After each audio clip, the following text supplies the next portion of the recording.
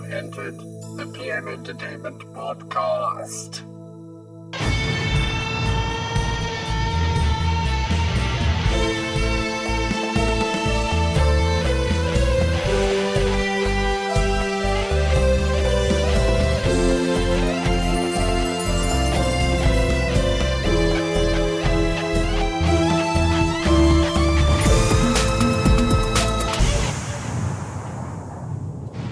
Hello, and finally, I hear you all gasp, welcome to an all-new episode of the PM Entertainment Podcast.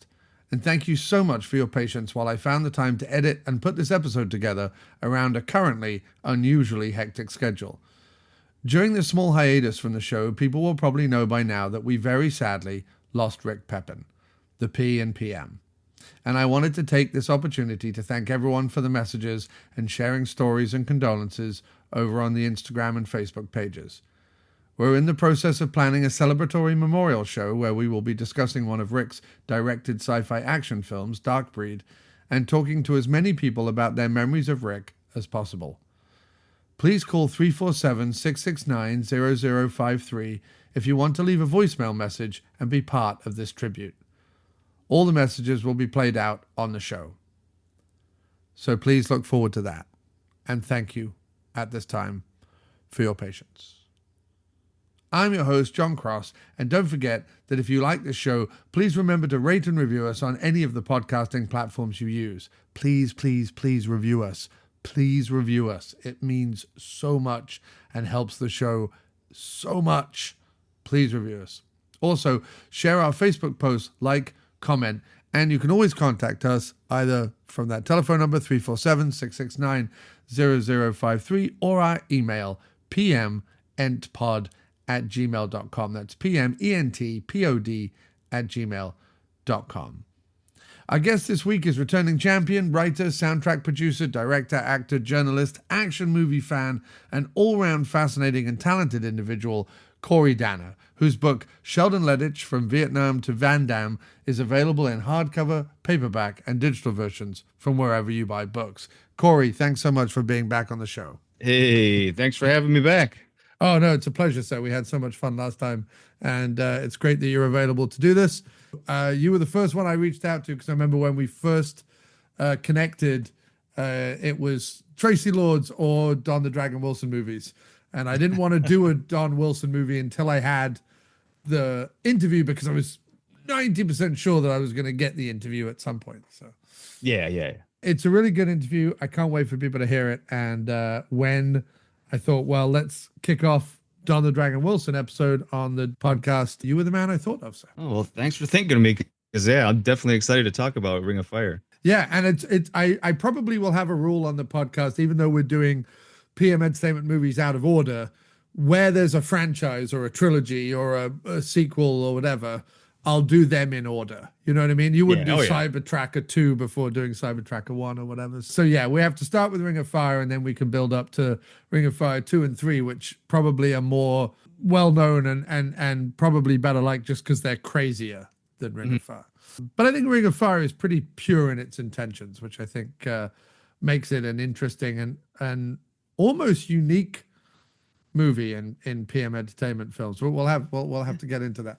But yes, you were one of the interesting things that you have been working on, and I'm very excited about because I'm a huge Steve James fan, big Sam Furstenberg fan. In fact, I'm about to do a Sam Furstenberg double bill with Matt Perea over at the Direct-to-Video Connoisseur, two of his thrillers from the one Crisscross, which was 2 episodes of a TV show that he did welded together, and then Motel Blue or something. So we're covering 2 very obscure Furstenbergs tomorrow. But news has come across the grapevine from Sam himself and from the people working on the Blu-ray that a lost Steve James classic, very few Steve James starring movies. So this will be a gem for people who love Steve James. Riverbend now being released on Blu-ray somewhere down the line, right? Yes, it's going to do, from what I understand, it's going to be doing a theatrical run later this year. You know, just kind of, festivals, boutique theaters, that type of thing for a while.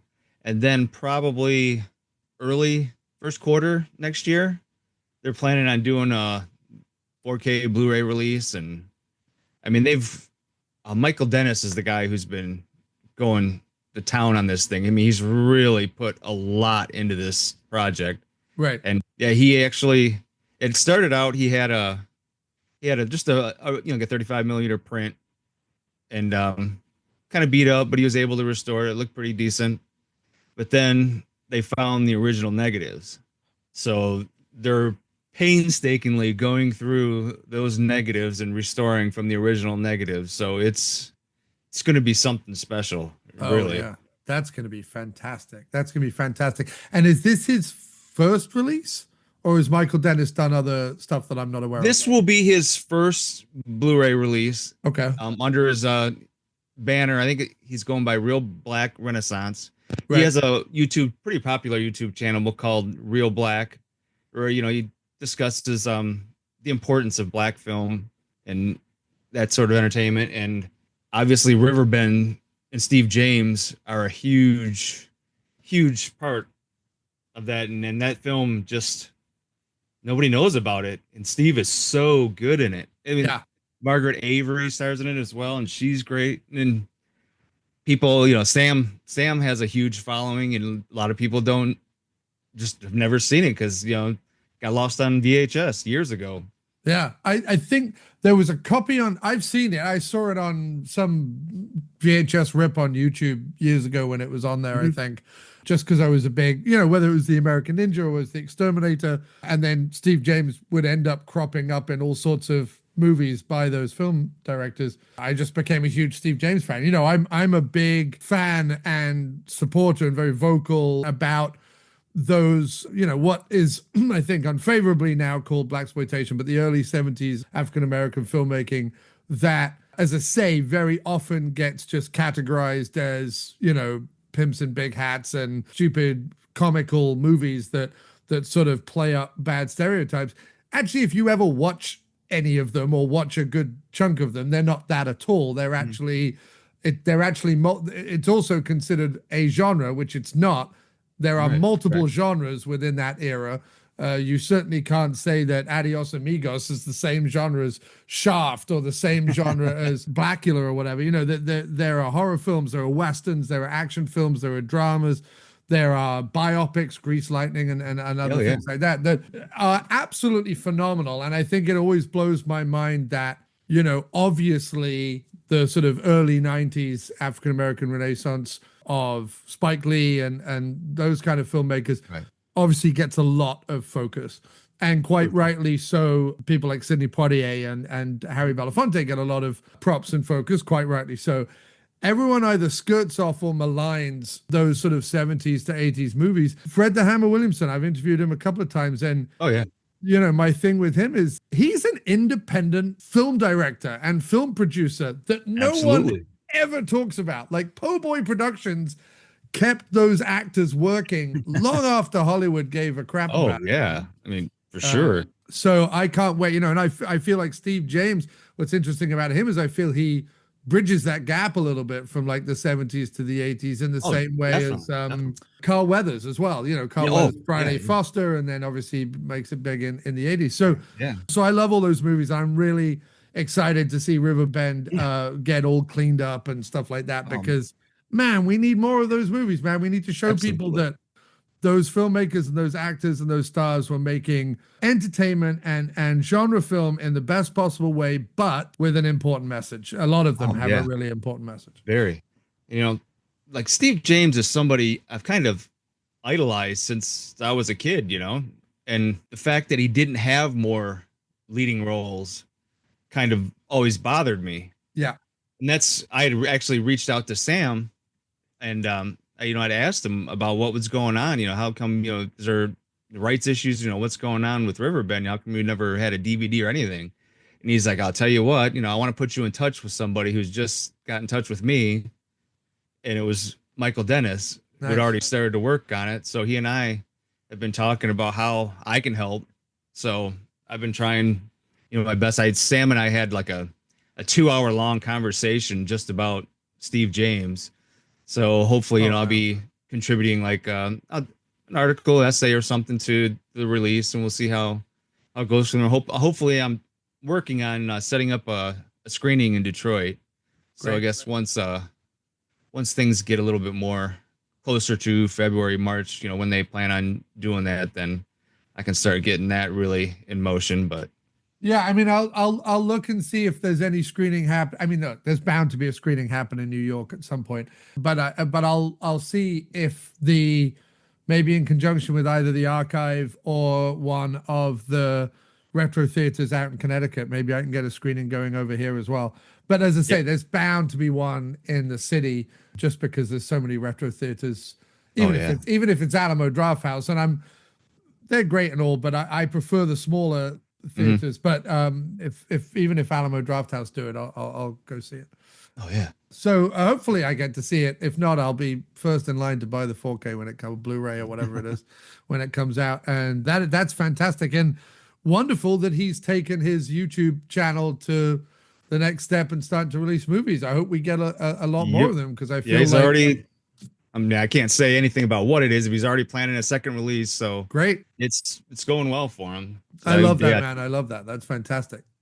Yeah, for sure. Well, that's great. Yeah. So everyone look out.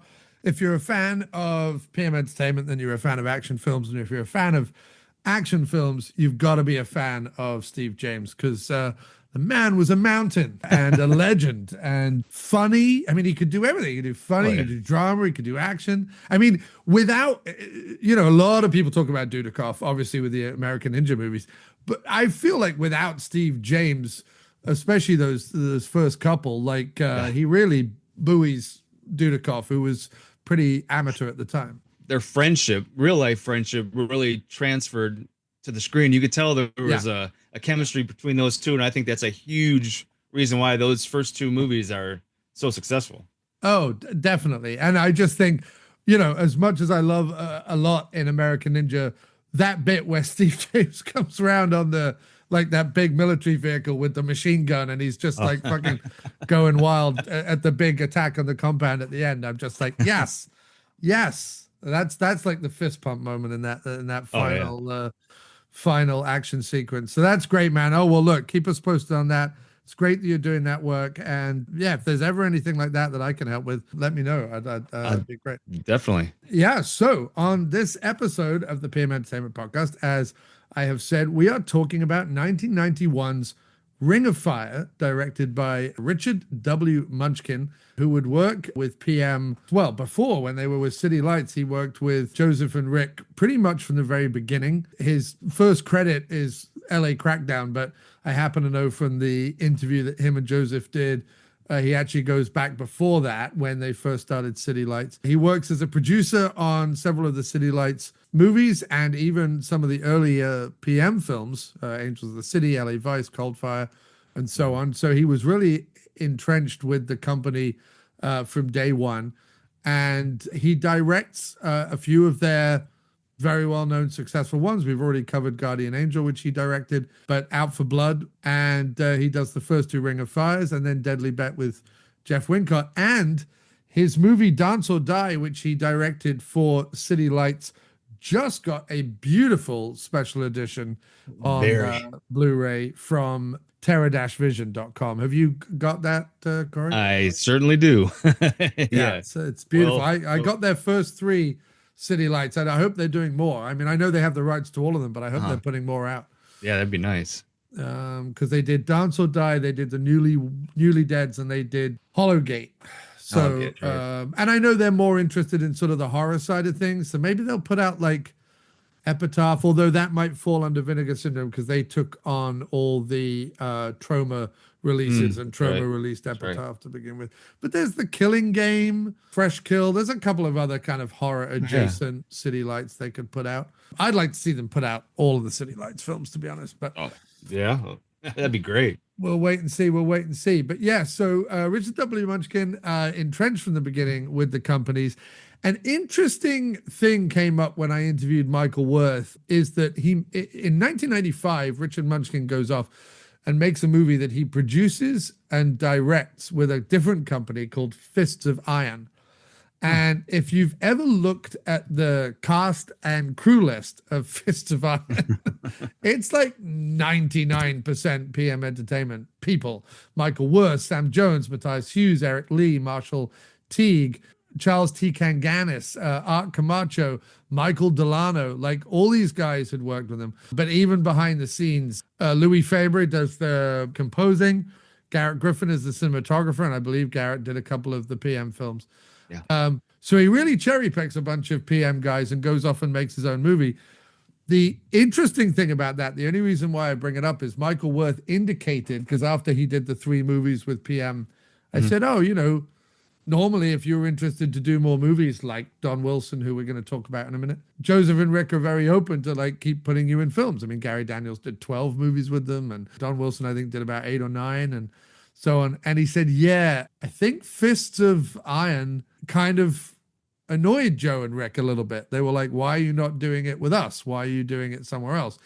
I didn't get any more than that from the interview, but the reason why I bring it up is Richard Munchkin does a ton with the company right up until 1995 when Fists of Iron comes out, and then doesn't work with them again except on their TV shows, Hollywood Safari and LA Heat, which they kind of brought everyone back for those anyway. Like everyone directs an episode and everyone's in an episode of those films. So interesting. I'm not trying to like start gossip or anything, but if you look at Richard W. Munchkin's career, it's very interesting that right up until 95, he's PM all the way. And then there's this little bit of a slamming on of the brakes. But this is his second movie that he directs. His first film with them is, as I said, Dance or Die. It's the first PM one that he directs, and he would go on to do, as I say, Deadly Bet, Out for Blood, Ring of Fire, 2, Guardian Angel for them, all of which are great movies. Oh, yeah. And could well make a top 10 list of anybody's PM Entertainment films. It's the PM Entertainment Bullet Points.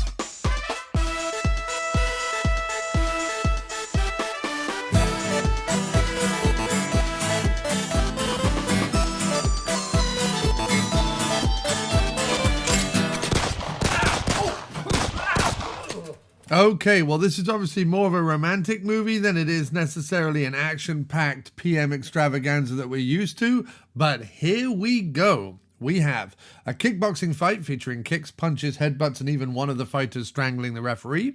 Multiple gratuitous Gary Daniels doing the splits. Another kickboxing fight, gratuitous racist cop. Yet another kickboxing fight, this time intercut with a gratuitous oiled-up sex scene. Playful brotherly martial arts scrap by a swimming pool. Openly urinating on your enemies. Foot chase, 4-on-1 fight. Gratuitous mask ball in which almost nobody is wearing a mask. Gratuitous getting to know you montage, 3-on-1 fight, Chinatown gang fight, training and Tai Chi montage, more brotherly sparring but more intense now, Ring of Fire fight preparation intercut with sex scene, violent fight with glass on their fists ending in the death of Don's brother, final fight with Don Wilson, kicks, blocks, punches, broken stool over back, 2 against 1, throwing the guy out of the ring, he comes back in with a katana sword, and because she gets in the way, slices his sister's stomach. The fight ends, and then shortly after, so does the movie. So, not a lot of stunts or explosions or anything that we're used to necessarily. However, a ton of fighting. Lots and lots and lots of fights in this movie. If you like fights with kicks and punches and all that good stuff, oh, it's throughout the film. But Corey, why don't we delve in then? Ring of Fire, talk us through it. There is West Side Story, Tromeo and Juliet, and Ring of Fire. Why am I mentioning those other movies, Corey? Let us know. Because plot-wise, that's exactly what you're getting. Don Wilson plays Johnny Woo. He was a nurse practitioner. Wasn't quite a doctor or something like that. Yeah, he says he's a doctor at the beginning, and then later on, when pressed about it, I think he says he's an intern. Intern, yes, that's it. Yeah, that was it. So does that mean he's not a real doctor? Like, I mean, because the next 2 movies, he's still a doctor and he's still working in the hospital. So I don't know. You can start out with, it's almost 2 separate stories in a way. You got the love story between, Maria Ford and Don Wilson. And then you got the rival gangs, headed by, it would be Johnny Woo's cousin, played by Stephen Vincent Lee, and his group. And then there's Dale Jacoby and Vince Murdocco. They got their own group, and it's got the whole play the race card quite a bit. The white guys against the the Asian gang. And yeah, I mean, that's the story in a nutshell is, the two lovebirds are kind of torn apart by the two gangs because Maria Ford is actually Vince Mordaco's girlfriend. And Dale Jacoby's sister. Sister, yep. And Vince Mordaco's fiance. And That's right. Dale Jacoby's sister. So she is, she's embedded with the Caucasian fight gang in two ways. And Don wants none of it. Don is a doctor. He doesn't fight. I mean, he practices Tai Chi and various other martial arts. And, his big brother kind of teases him. He's always trying to get him to fight. And because I think he knows how good Don is. And Don's like, look, just let me be a doctor. Let me hang out at my mom's Chinese restaurant. That's all I want to do. I want to make googly eyes at Maria Ford. And who wouldn't, with her big blonde 80s hair and her thick eyeliner. she's very pale. I think the blonde hair kind of bleaches her out a little bit. I think in the sequel, when she's got dark hair, it's a little better, but she's very pale in this film. Yes, she is. But always a joy to watch. Yeah, always a joy to watch. We've got the Michael Delano, who I was just doing, I do some social media posts and for the PM Entertainment podcast. And one thread of social media posts I do is sort of the guys behind PM. And then I do like the PM All-Stars, who are, your Don Wilsons, your Tracy Lords, people like that. And then I started one with Robert Miano from Guardian Angel and a bunch of other movies. Yeah. The sort of character actors, like the PM Entertainment players kind of thing. And Robert Miano, who's in about 8 or 9 different things with PM Entertainment. Well, Michael Delano, no slouch at all. He's in something like 10 or 12 PM Entertainment movies. I mean, he's in all 3 Ring of Fires as the same character Lopez, but then he's also in a ton of others as well. So it's wonderful to see PM Entertainment using these character actors again. Oh, definitely, yeah. He was definitely a interesting character in the film. Yeah, he's sort of the racist cop. Yeah, basically. but also the racist cop who I think like throughout the movie comes around, I think. Yes, yeah. I agree with that. He's sort of the one who keeps coming up to Don, and Don's just like, I'm a doctor. I don't know why you keep coming at me with all this stuff. Because Don's not fighting in this stuff at all. And we do get as well in one of his early heavy roles. I mean, I mentioned earlier that Gary Daniels did a bunch of films for PM Entertainment. Well, Gary really earned his leading man stripes with PM Entertainment because he played a heavy in 3 or 4 movies before he went. And even in Firepower, which I think is like his first, he's still second fiddle to McQueen. So he really worked hard and worked to become the leading man that, he earns Rage, Recoil, and Riot, like those. Absolutely. Definitely by putting his time in, and he's great as Bud in this movie. one of the Caucasian heavies. So yeah, it starts, and there is sort of what's funny is it's meant to be this underground fight ring, but it looks, I mean, apart from the fact that there's no audience, it looks like a professional fight ring to me. Oh yeah, definitely. And it's got that, nice, it's brightly lit. It's got some nice color to it, and it's not like some dark, dingy, Fight Club type thing. It's all decked out. Yeah, you would expect like a spit and sawdust kind of basement somewhere or warehouse or something like that. But no, it's as you say, it's like a nice brightly lit fight ring. And we see a couple of bouts to begin the movie just to kind of start it off. And we see Eric Lee, who is the fight choreographer for this movie and had worked with Don Wilson before on one of his Roger Corman movies. He had worked on Future Kick. That's right. And at this time, Don is dancing back and forth between Corman and PM. He does the odd 1 or 2 with some other independent producers, but at the time is very much Corman's guy and PM's guy. He was making 6 to 8 movies a year without breaking a sweat. Oh, definitely, yeah. And obviously cementing his name, in the pantheon of action history, Oh, 100%. Yeah. And he'd actually worked with Maria Ford before as well. I believe she has a part she's in Future Kick as well. Oh, Future okay. Kick. Yeah. So they were all in Future Kick pretty much before Ring of Fire came along. And in fact, Eric Lee's character, Kwang, he causes lots of problems, not least of which being drunk, doing a bit of drunken master type performance. He's a bit like early Jackie Chan in this movie in terms of the slapstick and whatever. I have to say, though, I lose a lot of empathy with the Asian gang in this movie because, yes, they're fighting in this underground ring and, yes, they have this rivalry. But the real problem doesn't start until Eric Lee as Kwang decides to urinate all over them.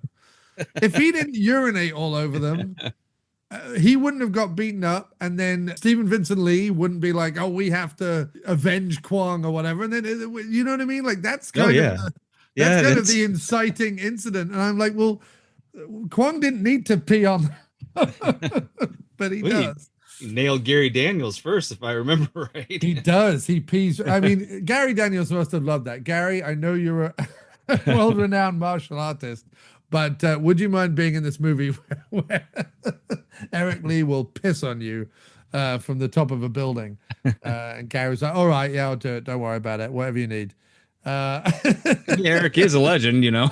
Oh, he is. Oh, yeah. Eric's absolutely fantastic and trained many people and worked with Al Cascos and all sorts of people. So, is a legend in his own right and has earned his stripes, as I say. But his act is the inciting.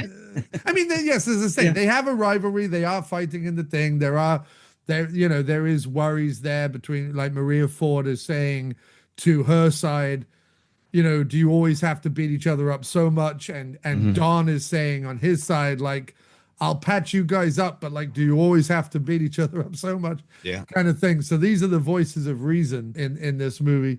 But no, a couple of good bouts. I mean, the fight choreography's great in the film. I think it's still, I think what's interesting watching it again, and I rewatched it today on the I'd seen it recently, but I wanted to remind myself this was on the Blu-ray, which is beautiful, by the way. I mean, the Blu-ray from Focus Media. Focus, it just gives these. What was I watching the other night? And I was just I watched Riot, the new, because I just got Nacht des Terrors or whatever they've released it as, but it's Riot. Yeah. And I just watched that again the other night. And once it goes into like the nighttime sequences, once it goes into the Escape from New York bit of the movie, essentially, just looks gorgeous. I mean, the colors pop, the cinematography is phenomenal. The explosions against the night sky are great. I mean, it's just, these Blu-rays are just giving these movies a whole new lease of life. And Ring of Fire looks great. I think the only thing I would say that's odd to me is that knowing that this comes after the Wings Hauser movies, and I really think like the Wings Hauser movies, especially The Art of Dying and Living to Die, or whatever it's called, those two movies in particular. And I know Wings at that point was pretty experienced in movie making, and obviously he has Rick Pepin as his cinematographer, and he has a good team around him and everything like that.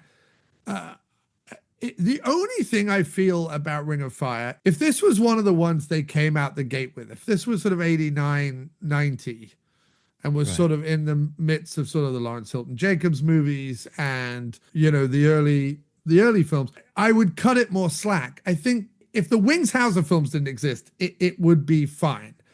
I think because the Wings Hauser films look so much more accomplished in terms of editing, cinematography, direction than this movie does. Not that it's not watchable. It's very watchable. It flows. You understand what's happening. But it still feels more early days and more amateur than the Wings Hauser movies. And that could be down to, as crazy as he was on set, Wings Hauser just having that cinematic background where he had already been in a ton of movies, whereas this is Munchkin's second film as director. It's Don Wilson's fourth movie as an actor. You know, it's very early in a lot of their careers. And maybe that accounts for the fact that while it's a good movie and I would definitely give it a strong, 3 out of 5 or whatever, it doesn't have the polish or accomplishment or even the necessarily the editing or the pacing that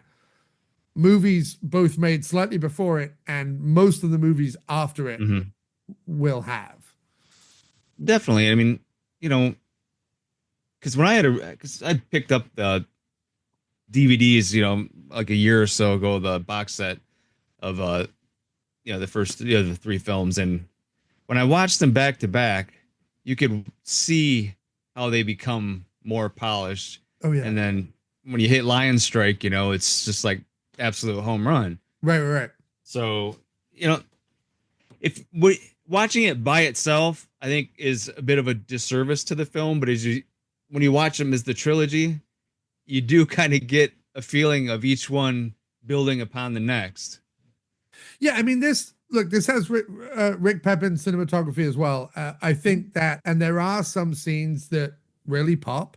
And again, the Blu-ray does this movie a lot of favors. Oh, yeah. I just think that I don't know quite what I'm trying to say other than, you know, because when I think back to some of the earlier films that I've seen before this one, there's either a humor to them or like a sleaziness to them. There's something more to like enjoy in them. I think the thing with Ring of Fire is that it's their first tentative steps into doing a tournament movie or sort of a fight movie in the sense of you know, that kind of film.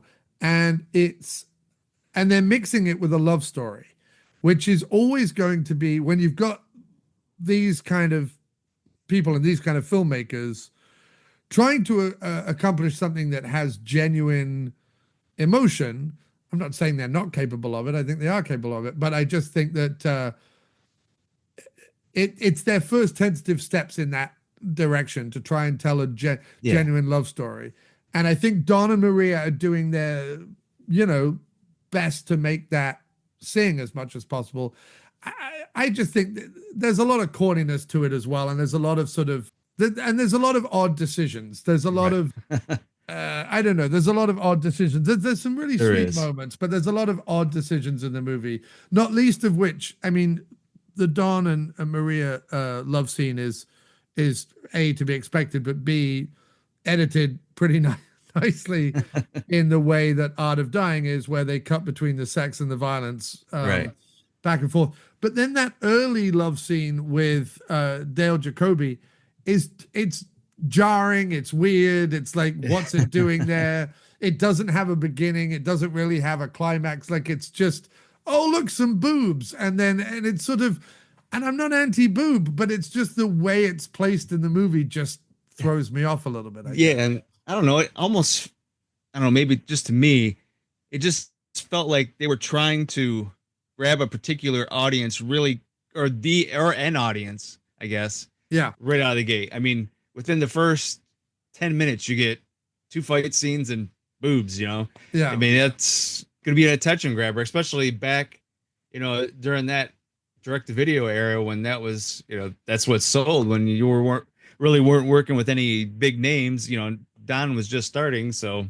Right. You know, and again, I think I only bring up that particular scene because it's so edited, so weird. Very, yes, it is. I think why I bring that up is more to say, if it was I don't need full-on love scenes in movies, but like if it was a full-on love scene that had a beginning, middle, and end, right? That was like interspersed with some sort of really choreographed fighting or something like that, or even if it wasn't interspersed at all, even if it was just he's having sex before a fight, you know what I mean? Because that's what he does. He has sex, and then it's presumed that he then goes out and goes to fight a bout, right? The next thing we see him doing. If it's meant to be like, don't have sex before a fight, or, you know, oh, this guy is so good that he can have sex before a fight and still go out and win, or whatever. Like if there was a story hook to it, and if it was a full scene rather than just you know, a weird couple of clips, and then I just think it would have more impact, and I just think it's I only bring that up because it's one of the moments where I'm like a little confused. I'm also confused in the peeing scene, because while I understand that there is that gang and we've already met Eric Lee as Kwong earlier doing his drunken master bit in the ring. I don't know where they are. I don't know what they're doing. I don't know why he's running around on top of that building. I don't know why he urinates on them. It just, do you know what I mean? It's just sort of a scene, and you just kind of go, okay, you know what I mean? You just kind of go with it. I don't think PM at this point had learned to, because there's scenes like that throughout PM's legacy. Yeah. In fact, I was just watching Riot the other day, and there's that whole bit with the kids and the cooking the pizza with the box still on it in the oven. You're like, what's this got to do with anything? But because the kids then talk about their mother not coming home yet, and Gary knows there's riots going on and blah, blah, blah, blah, blah, it at least, do you know what I mean? It's at least sort of thread within the fabric of the story they're trying to tell. Right. Some of the scenes early on in Ring of Fire, I'm just like, this isn't to do with the fighting, and this isn't to do with the burgeoning love affair. So, do you know what I mean? I don't know. They're still finding their feet, I guess. There's a few moments, you know, I don't want to jump ahead. I thought the ending felt weird to me, and the scene, the sex scene, the first sex scene was weird. I mean, there was a few moments like scattered throughout. It was like almost like they were, I don't know, padding the runtime at points when they didn't really need to, but. Right. Yeah. I mean, again, this could have been, just a 80-minute quickie. They've done stuff like that before without necessarily having to pad it out. Of course, that could have been, George Samir, was it? I don't know how you pronounce his last name. But George, who was their sales operative, basically, PM Entertainment's sales operative, might have said, we need 90 minutes, or we need whatever.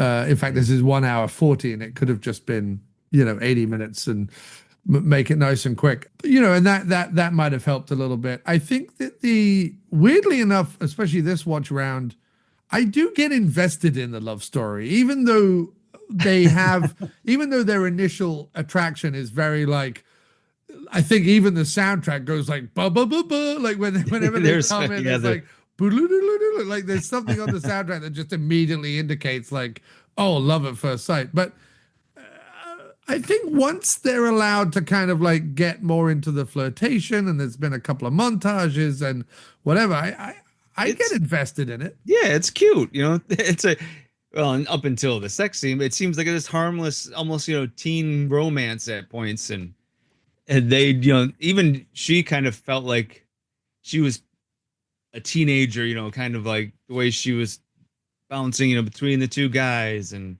making these like young decisions, being rash about certain things. But there's just like some cute moments between the two of them that I actually appreciated. I did not think I would. Oh, definitely. I mean, let's say nothing for Don's ethics as a doctor. The fact that when his mother tells Maria Ford to go find him at the hospital, it's no more than 30 seconds and Don has got her top off, which I'm like, even as a flirtation, this is this is potentially one step too far, but she's game, so it's fine. She does consent. It's not like it's not like he forces it, but I don't know. I can't imagine getting away with that technique, even if I was a doctor. Nope. Or wanting to. I would not want to either.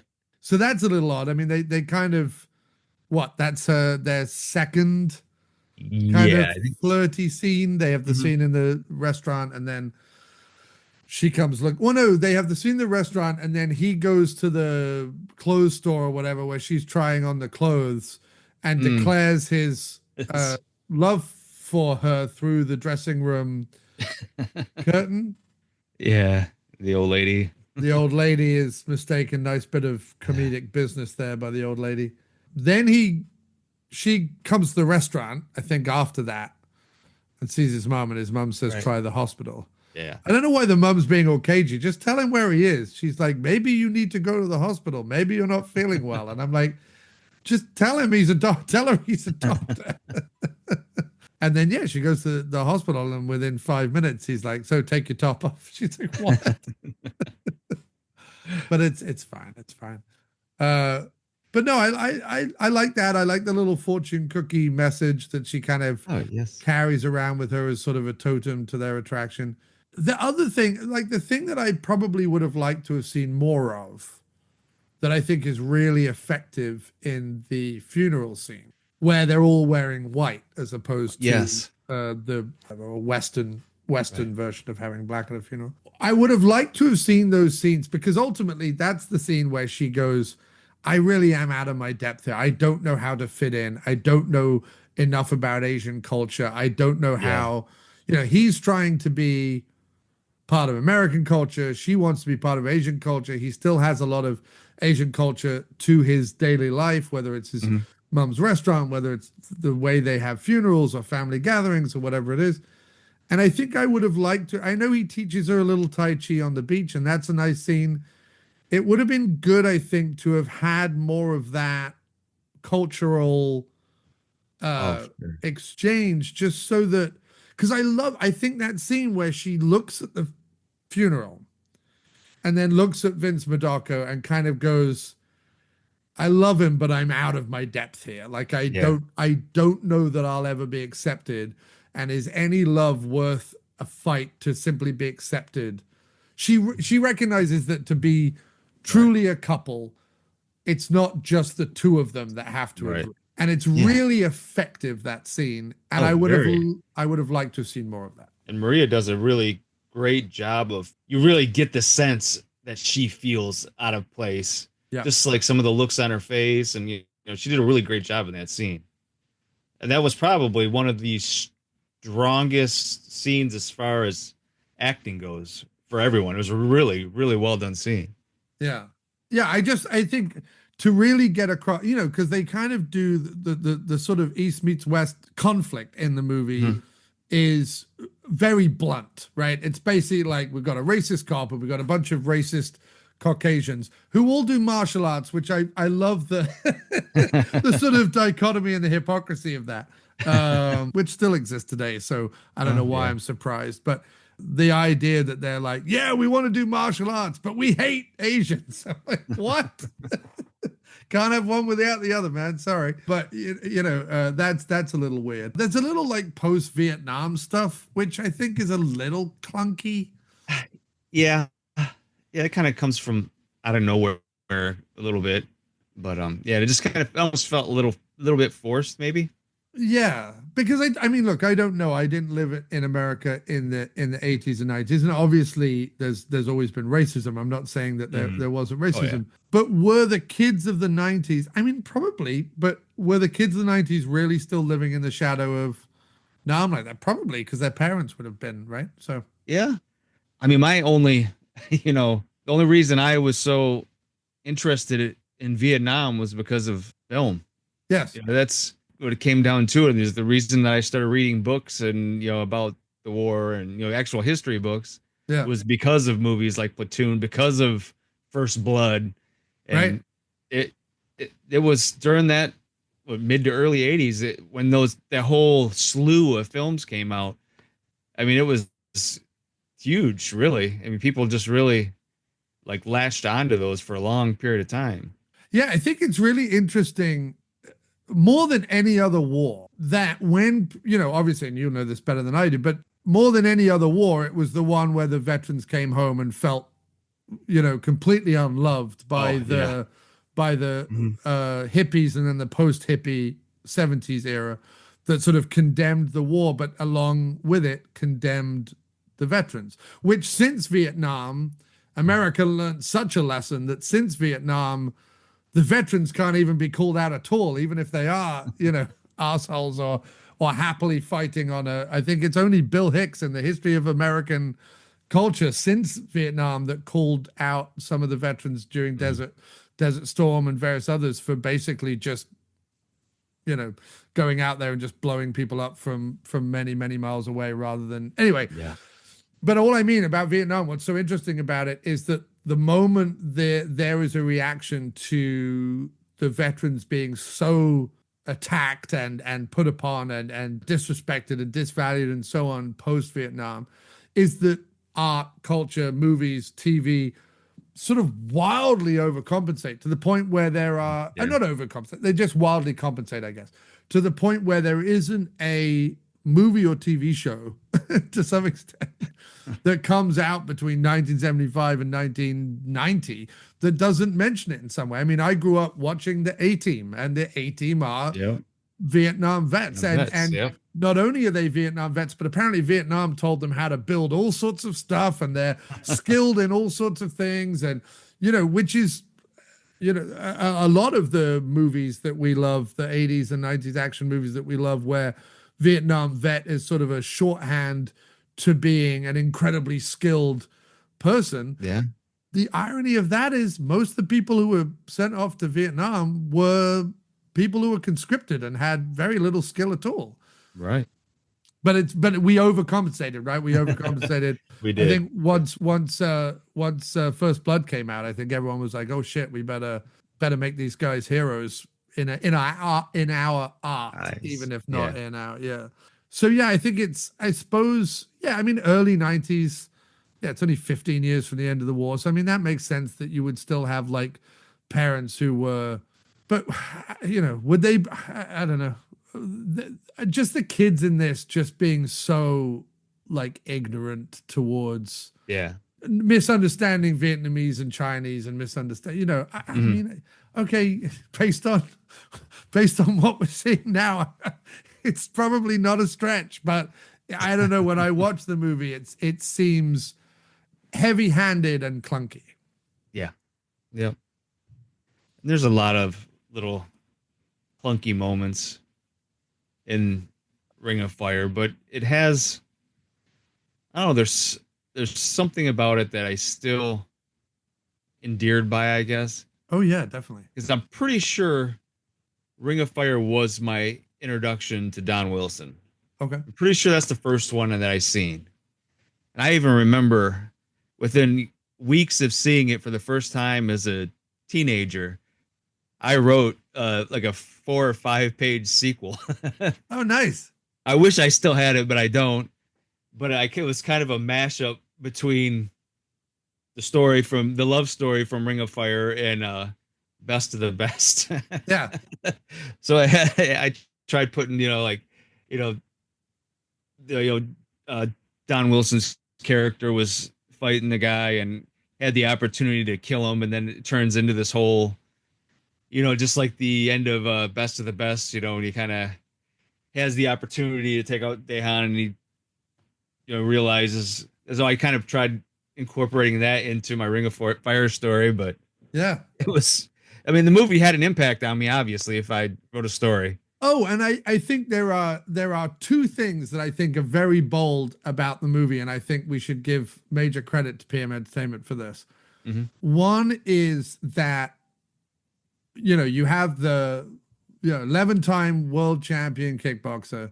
You have star of Blood Fist that had already been a huge success for Roger Corman, and had already begun, I think, 1 or 2 sequels before that. No, he was filming Part 3 with Richard Roundtree, the prison one, when he got the call to do this one as well, I think. So I don't know whether Part 3 came out before this, but they come out around the same time. And so he was already, a burgeoning film star, obviously a world champion kickboxer. To do a movie where really Don doesn't, apart from his brother in a play fight and apart from a bit of Tai Chi on the beach, really doesn't fight anyone until sort of the third act. Right. That's some confidence, you know what I mean? That's some pretty much like, hey, we got him, but we're going to tease him and we're going to keep him till the end, That's a big deal. I hate to say it, but I think that pissed a lot of people off. Probably. I was kind of going through some of the, user reviews on IMDb, and they were not kind to the movie. And the biggest complaint was always Don Wilson doesn't fight until the end. Right. But they don't, I guess not everybody is like me or you who appreciates the fact that we get like Dale Jacoby, Stephen Vincent Lee, Gary Daniels, Eric Lee, and all these fight scenes leading up to it. They're kind of all-stars in my eyes anyway. So 100%. I had no complaints whatsoever that Don didn't fight until the end. It was kind of like building the anticipation. You knew it was going to come. Right. So I understood it. The smart move, you kind of like, oh yeah, when's he going to do it? Yes, there it is, Yeah. No, I don't mind it at all. As I say, you get plenty of fights, whether it's the bouts in the ring, whether it's the fights and or the beatings that they do out on the street. You get a big gang fight at one point where they kind of tear apart Chinatown and stuff. Yeah. So yeah, I'm not missing the action. And also, I think the other thing for us, and certainly for me though, is that while I love action, I love fights, I love Don, I love all the stuff that we love about PM and 80s and 90s action movies in general. Just like I was talking about earlier with sort of the 70s, black actor films that came out, they weren't always like big action films. They weren't always big sci-fi films or westerns or horror films or whatever. Sometimes they tried to tell like a dramatic story or a story with a meaning or a story with a message or whatever. And if it's done well and the pace is kept up and there's a little bit of excitement in between, I quite respect that PM are going, no, this is going to be our Romeo and Juliet, and Don is going to play this, emotionally, and Maria Ford's going to play this emotionally, and it's going to be cheesy and people can laugh at it, whatever. But I'd rather look at it seriously. I'd rather watch it as like a movie I like rather than just saying it's a cheese fest or whatever.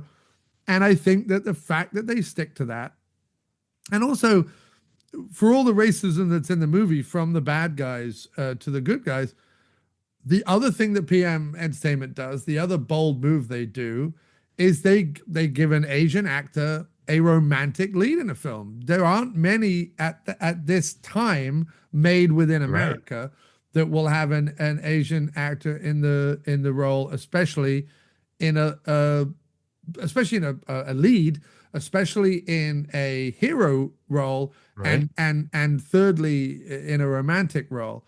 And again, it is a big testament to Don as well, that Don never wanted to do what a lot of other Asian American actors did. He never did the voice. He always played himself as he's an American. He's an Asian. He was, an Asian American. He was raised here and so on.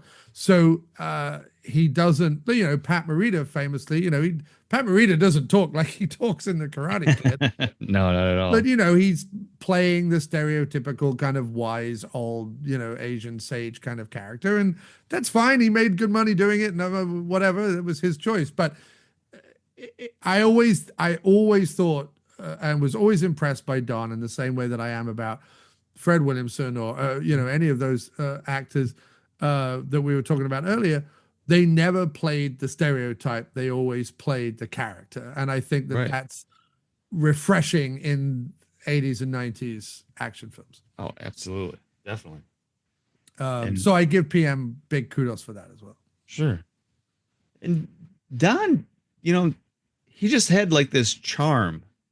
He always, through whatever movie it was, he was just like this really charming guy, a little bit playful, and then obviously, a badass. You don't want to mess with the guy, but he doesn't look like a badass necessarily. He seems like your average. He looks like your average guy. Like he could be the guy next door, and then once he rips that shirt off, chiseled and ready to rip. But that was always the funny thing, and I think he would say this about someone like a Van Damme or whatever, is that having all those muscles, when Van Damme would like bulk himself up so he could play in the same arena as Schwarzenegger and Stallone and others who were sort of bulking up in those 80s machismo movies, it doesn't make you a better fighter. That's not what. But like you say, Don does his shirtless scene in every movie. He has to do a shirtless scene in every movie.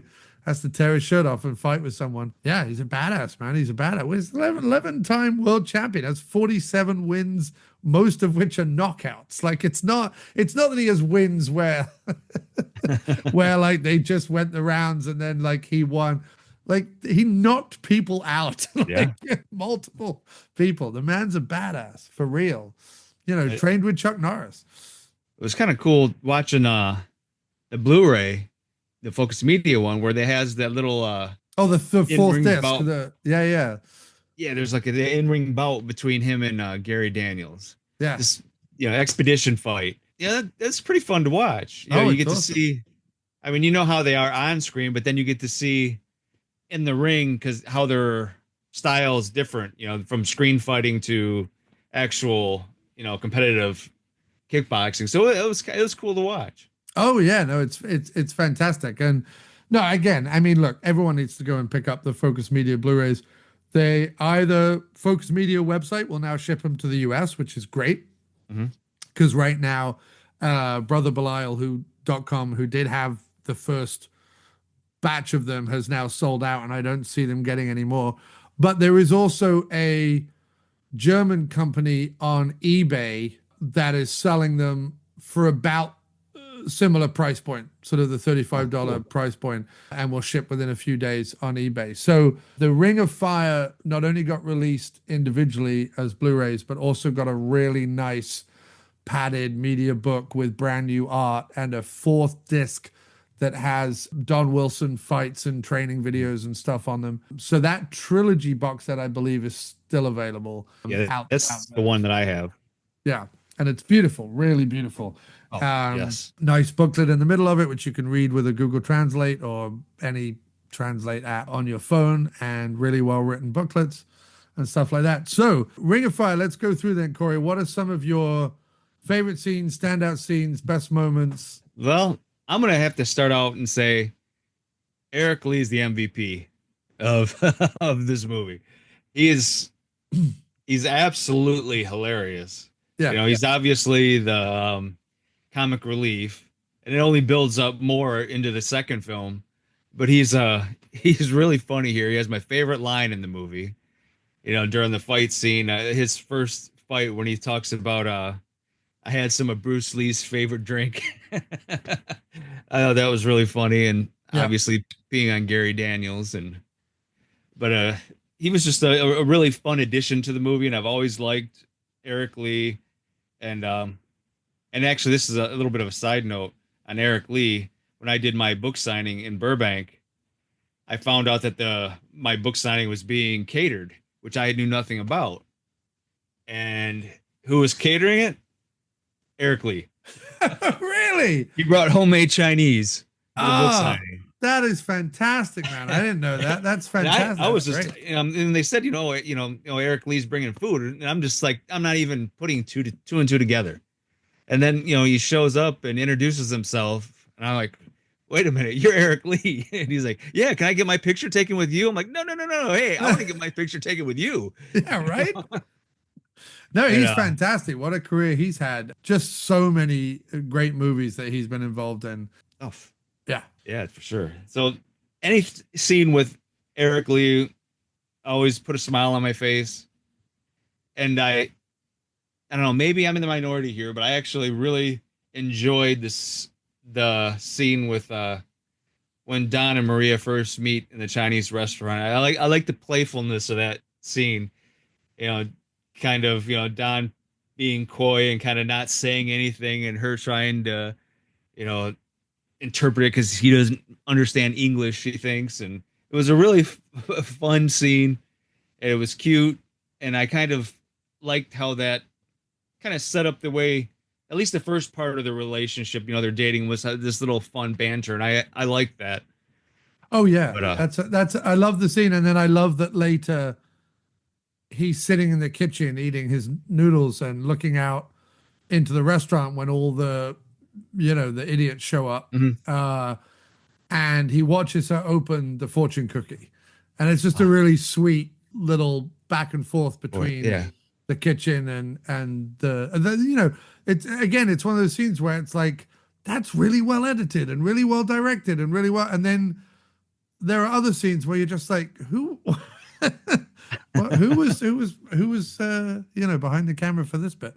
And Rick Pepin does do some additional, he does the cinematography on this, and he does some additional direction. So maybe some of the standout scenes we like, it was Pepin rather than Munchkin. I mean, I love Munchkin, but Oh yeah, definitely a possibility. It was only his second film, so I'm not blaming Munchkin. I'm just no, he's still learning the ropes, trying to find his voice, I guess. Yeah. And he does. I mean, Out for Blood Oh, is yeah. fantastic, and Ring of Oh. Fire 2, and some of the others he does are great. That may have been my favorite, one of my probably second favorite Wilson PM film would be Out for Blood. Yeah. But it's Don's personal favorite. Yeah, it's a great movie. I mean, and the fight scenes are all, all fun. I guess probably my favorite sequence, as far as action goes, would probably be the actual fight in the Ring of Fire. Yeah. Which I was hoping would have involved Don, but that's kind of like where the playfulness of the movie kind of takes a back seat after that sequence. The tone of the movie changes a bit after that scene.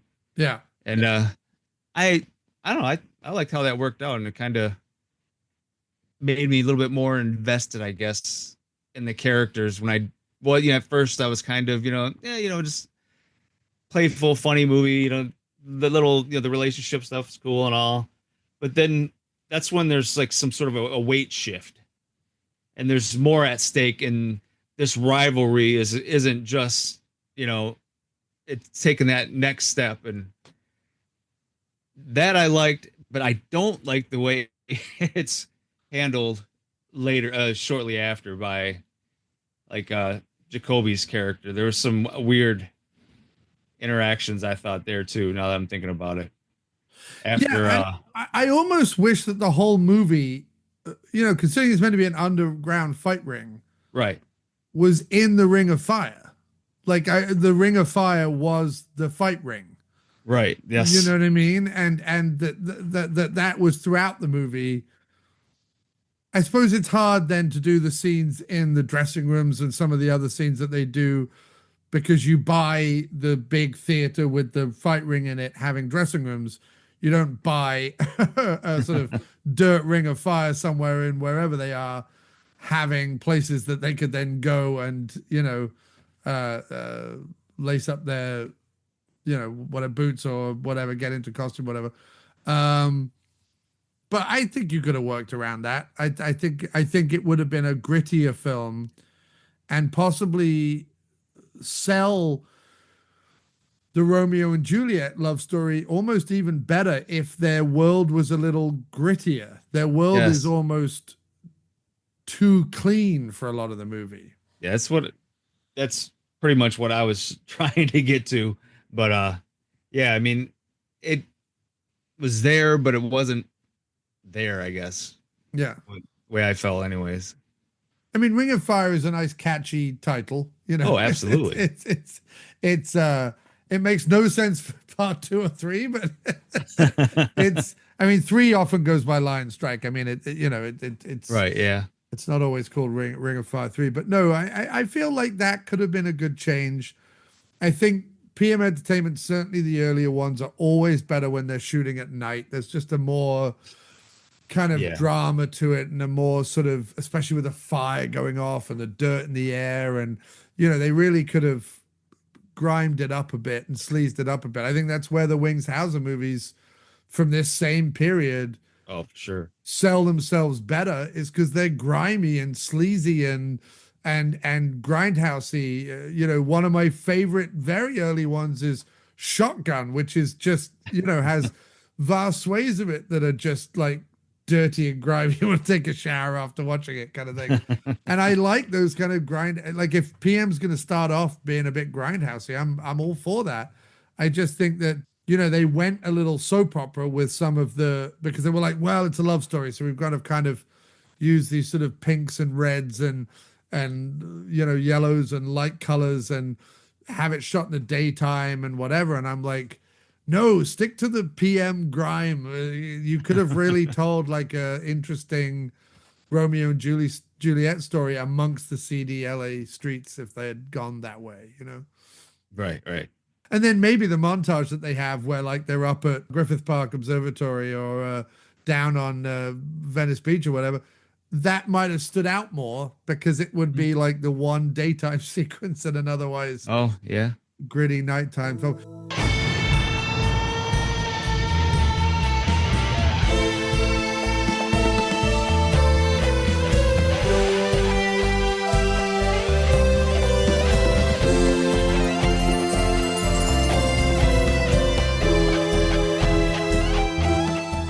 right, so here is the moment you've probably all been waiting for. It is the first of our interviews with Don the Dragon Wilson. When I spoke to Don, we did a fairly long, career-encompassing interview where he spoke not just about PM films, but about Roger Corman and various other things, and spoke specifically about his PM films one at a time. So I will sort of be breaking that interview up into several pieces over all the different episodes where we will no doubt cover Don's films. This is the first 20 minutes of that conversation that kind of covers his start in the business, his work with Roger Corman, and coming on board to PM and doing Ring of Fire.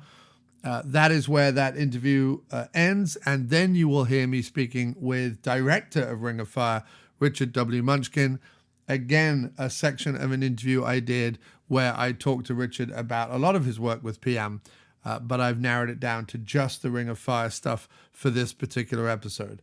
So enjoy those interviews that are now coming on the show. And don't forget, please, please, please rate and review us, rate and review us, rate and review us, rate and review us. It really, really, really helps, especially on Apple Podcasts. The more reviews you can write on Apple Podcasts, the better it is for the show.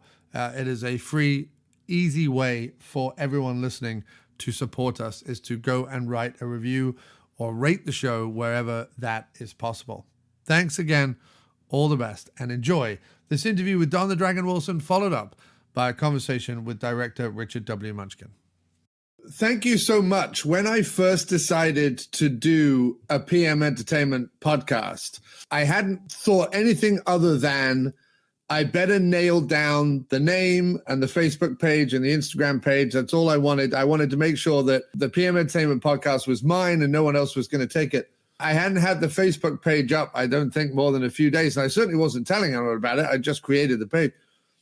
And you shared it on your Facebook saying, oh, it looks like there's a PM Entertainment podcast coming soon. Yeah, I must have somehow came across it. By sharing the PM Entertainment podcast on Facebook, not only did your post get sort of obviously hundreds of likes and things like that, but suddenly the page got in a huge influx of followers and people asking questions and things like that. And yes, so you were working with Roger initially as you'd done the first couple of Blood Fist films, and then you start with PM with Ring of Fire, and you do a trilogy of Ring of Fire films with them. So was it from those initial releases with Roger that you came on PM's radar, or did you reach out to them? No, what happened was I had a personal manager.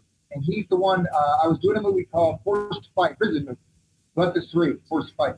And I was on the prison set, and I get a message, and they say, Wilson, your personal manager's coming here with a couple of producers, and they want to make a deal with you during lunch. And I said, yeah, come on the set. So they come, and we have lunch, and they tell me they've got a ultra low budget movie. They've never made a martial art movie. It's going to be, I believe it was a 12-day shoot. And would I do it? And so I went to my personal manager and I said, well, this movie's going to probably not be very good. It could be a bad thing for my career at this point. I'm just starting out.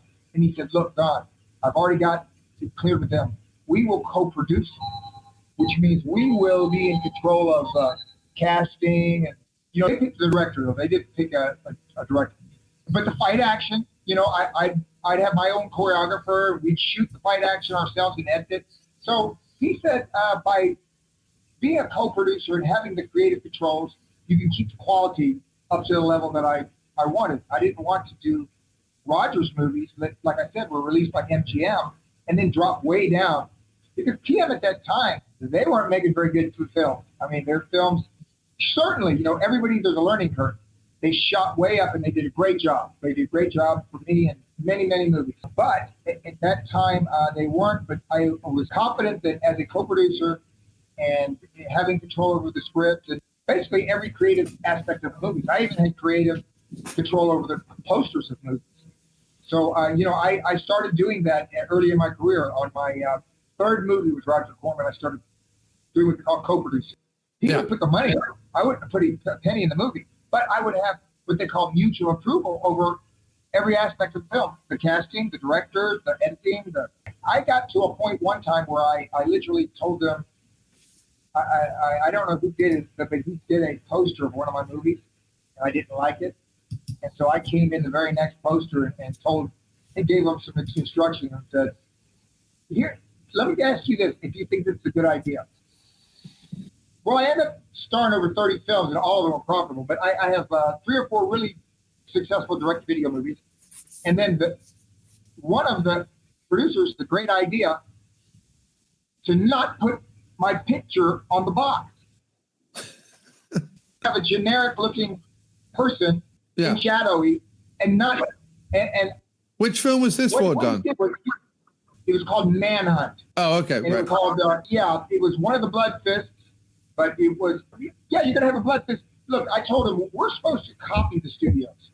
Now, the studios have a star in every movie, and if that star's Tom Cruise, not that I'm Tom Cruise, but in the video market, the people renting it are renting it because they see my face, they say, oh, it's going to be martial art action, and they know there's a certain level of quality. Well, if they don't see my name, what it was during the time when O.J. Simpson was on the news all the time, the trial was going on. Yeah. So what they did is they got a black model to just have his image, so you could tell it's a black man, and that was the cover of the original movie. Which is Manhunt is like part 6 or part 7 or something, Blood Fist 7 or something like that. I think it was 7. But the thing is, Manhunt is, all the Blood Fists have a different character, each one. One point I said, Roger, these aren't real sequels. He goes, no, Don, they're not. Blood Fist means it's a martial art movie, and Don was the star. That's it. Yeah. Everything else, he said, it could be.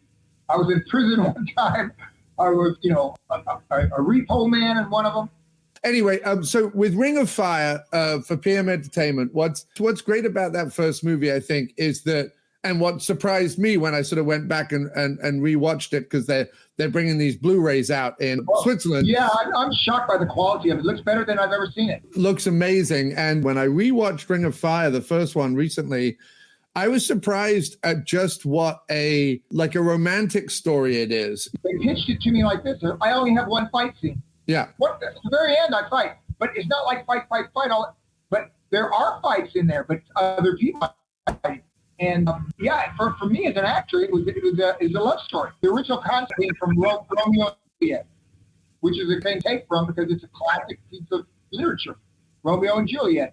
The two people love each other, but their families are literally at war. Story of Ring of Fire. Yeah, it's like the martial arts West Side Story, which is the musical Romeo and Juliet. Yeah, yeah, and I've heard you talk before, especially about being an Asian American actor, but always wanting to play, an American character, not playing as other actors had.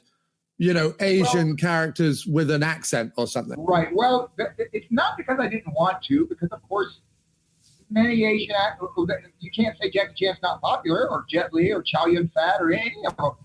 It's not, it was a career move as far as, I could do better or make more money speaking English. It was because I have never looked at myself as an actor. Right. And I didn't want to do what all the other actors would do this. If somebody asked you to do a thick Japanese accent, you get a dialogue. You get a dialogue coach, and he works with you, and then you do the thick accent. But I could have done a movie with Wesley Snipes and Sean Connery, an A-list movie, and been a major actor in it if I would do that. And I said, no, I'm not going to do that. I didn't come to Hollywood. I have no desire to do a Japanese accent or whatever, because I wanted a Japanese accent. Yeah, the studio waited 2 weeks. I was in Europe when they offered me the part. And then when I got back and I looked at it and I talked to them, they said, this has to be done in a Japanese accent. I said, I don't do that.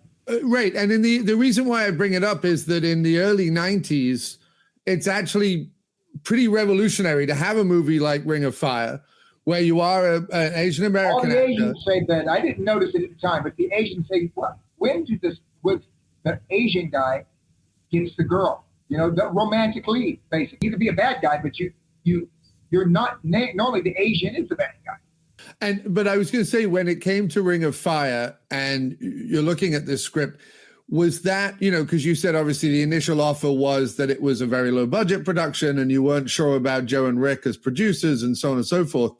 Was there something in that? And the reason why I brought it up was there something in that idea that you not only got to act more than maybe you were getting to act in the Corman films initially, because they were mainly action films, but also that there was a romantic aspect to it. Yes. The set they came to talk to me, I was doing a prison movie. Yeah. John, there was not a girl in the movie. There was a reporter, but there was no love interest in it. There are no women in prison. So when you're doing a prison movie and you're every day, look, I'm in those cells for 12 hours a day when you're doing scenes in them. And it's a depressing place to be. And just the offer of I said, you mean I only have one fight scene? He said, yes, at the very end of the movie, you fight, but for the rest of the movie, it's a love story. And I said, yeah. My manager, he said we could keep quality up, and I believe the quality is up. As a matter of fact, PM ended up being a very, very good company, and I'm proud of every movie I made with them.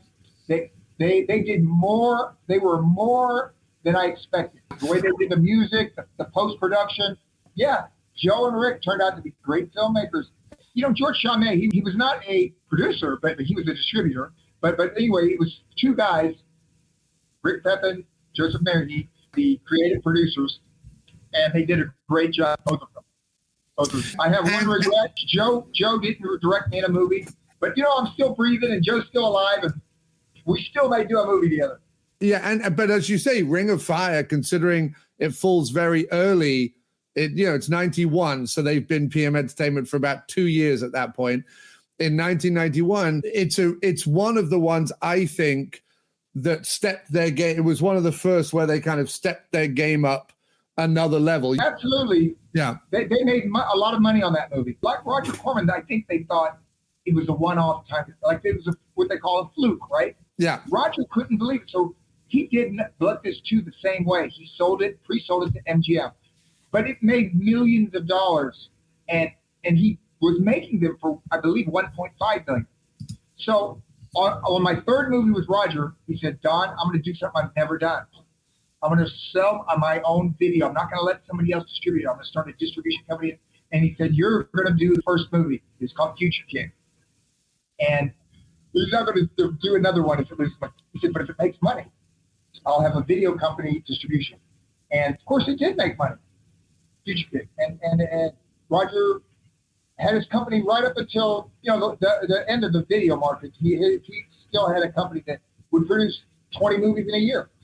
Yeah. When you got Ring of Fire and then obviously the sequels and things, you were going back and forth at that point between Corman and one for Roger and one for PM. Yeah. Right. And were both parties cool with that? That was fine. Did they kind of know each other? Or listen, here's the way they saw it, I believe. Roger liked it in the sense that PM, Cybertracker was the big budget movie I'd done up to that time, but PM put more money into the movie. So why would Roger not like that? Do you know what I mean? The deals I did with Roger, I would sign, at the beginning of a year, I would sign 3 movies for Roger and 3 movies for PM. So now there's no auditioning for movies, and nobody in Hollywood does their career that way. I had friends of mine, very experienced friends in the film business. Chris Penn was my best friend. Yeah. And they said, well, how's everything going with the martial art movies? I said, well, I signed 6 movies for this year. They go, 6 for 1 year? I said, yeah, I'm going to do 6 this year. I signed 3 for PM and 3 for Roger. They go, nobody does their career. Nobody signed. You don't even have scripts? I said, no, we don't have scripts or budgets or co-stars.